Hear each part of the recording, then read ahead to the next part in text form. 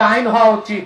দেশ স্বাধীনের পর থেকে আজ পর্যন্ত সুস্পষ্টভাবে যাদের করাপশন দুর্নীতি প্রমাণিত হয়েছে তারা কখনোই বাংলাদেশে পার্লামেন্ট নির্বাচন করতে পারবে না। এই চোরেরাও ঠিক হয়, সামনে যারা চুরি করার খায়েশ আছে তারাও ঠিক হয়, ঠিক কিনা? শুধু সংস্কার সংস্কার করেন ভাই, কার্যকর সংস্কার লাগবে, ঠিক না? তাহলে যে কথা বলছিলাম, এরা আমানতদার হয়, পরে কি করে? খেয়ানত করে। যখন কথা বলে মিথ্যা বলে। অধিকাংশ নেতা মাইক নিয়ে আপনাদেরকে তৈলমর্দন করে বলে, ভাই আপনাদের জন্যই তো বেঁচে আছি, আপনাদের সেবায় তো রাতে ঘুমাতে পারি না।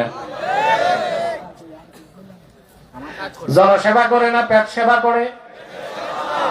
কথা বলে মিথ্যা বলে।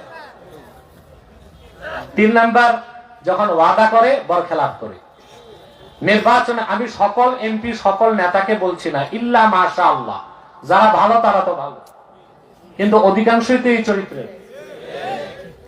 এরা নির্বাচনের আগে আপনাদেরকে ওয়াদা করে, ভাই সব আমার একবার নির্বাচিত করুন, আপনাদের গোলাগুলো ধানে ভরে দিব আর পুকুরগুলো মাছে। 3 বেলা সোনার চামচে রূপার বাটিতে দুধ ভাত খাওয়াবো। নির্বাচনের পরে দেখা যায় ছাই ভাতও কপালে জুটে না।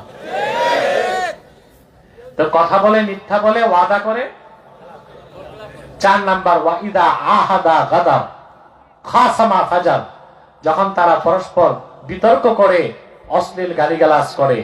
আপনারা দেখেছেন সংসদে এক এমপি আর এক এমপির চরিত্র নিয়ে কিভাবে কথা বলে। তাহলে দেখা যাচ্ছে ফাসেক মুনাফিকের সবগুলো খাসলত অধিক পরিমাণে আমার দেশের রাজনীতিবিদদের মধ্যে পাওয়া যায়।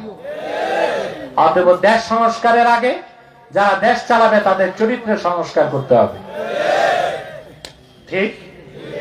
এছাড়া কি টেকসই সংস্কার হবে? কথা বলেন। এখন না বাংলাদেশের সেটআপ চেঞ্জ হয়েছে। কি চেঞ্জ হয়েছে? এখন নতুন যে সেটআপ আসবে তারা কারা? এখন যারা চাকরি করছে তারা পাবলিক সার্ভিস কমিশন থেকে বিসিএস ক্যাডার হয়ে চাকরি পেয়েছে। আবার যারা আসবে তারা তো একই সিলেবাস পড়ছে, একই বিশ্ববিদ্যালয়ের ছাত্র। তো তাদের থেকে আপনারা ভালো কিছু কিভাবে আশা করতে পারেন? পারেন? কথা বলে না। তাহলে রাষ্ট্রকে সংস্কার করার আগে অবশ্যই যারা দেশ চালাবে তাদের চরিত্রের সংস্কার করতে হবে, ঠিক কিনা বলেন? সেজন্য আমাদের, যদি আমাকে সরকার জিজ্ঞেস করে প্রথম সংস্কার কোন সেক্টরে চান, আমি বলবো 2 জায়গায়, শিক্ষা আর চিকিৎসা। শিক্ষা চিকিৎসা। কারণ আমার শিক্ষা ব্যবস্থাকে ঢেলে সাজাতে হবে। এই শিক্ষা ব্যবস্থার মাধ্যমেই উচ্চপদস্থ কর্মকর্তা হয়ে রাষ্ট্রের দায়িত্বপূর্ণ পদে যে ঘুষ খায়, দুর্নীতি করে, তাদেরকে বাংলা সাহিত্য, ভূগোল, ইতিহাস, physics, chemistry, zoology, botany, cosmology সব পড়ায়। শুধু শিক্ষা ব্যবস্থায় কোরআন হাদিসের মৌলিক শিক্ষা নাই।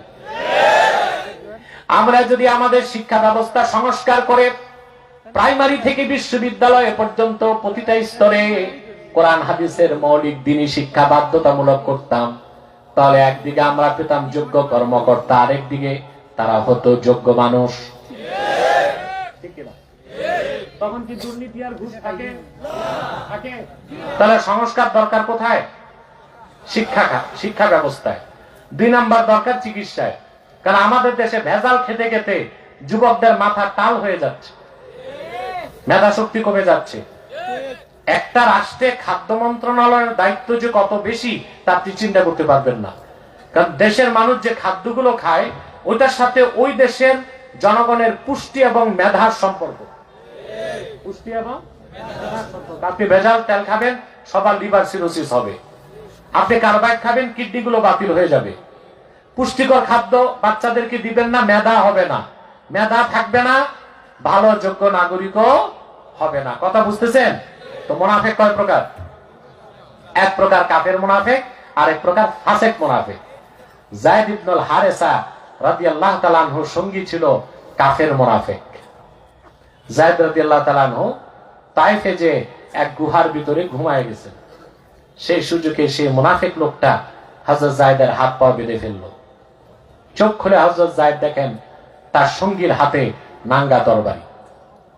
তিনি বলেন, ভাই তুমি না আমার সঙ্গী? বলে না, ওই যে তোমরা মুনাফেক বলো না, আমি তো ওই মুনাফেক, আমি কখনো মুসলমান ছিলাম না।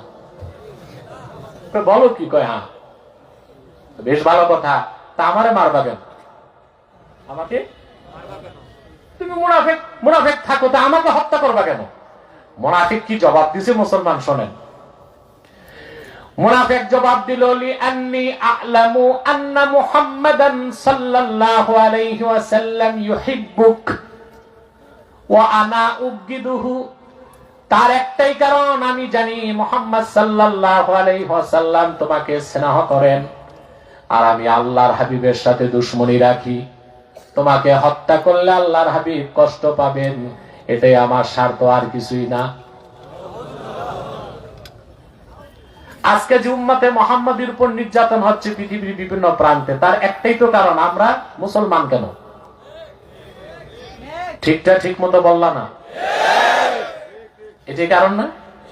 কাফের মুশরিকদের আমাদের সাথে একমাত্র দুশমনি এটাই যে আমরা আল্লাহর বান্দা, মুহাম্মদ সাল্লাল্লাহু আলাইহি ওয়াসাল্লামের উম্মত।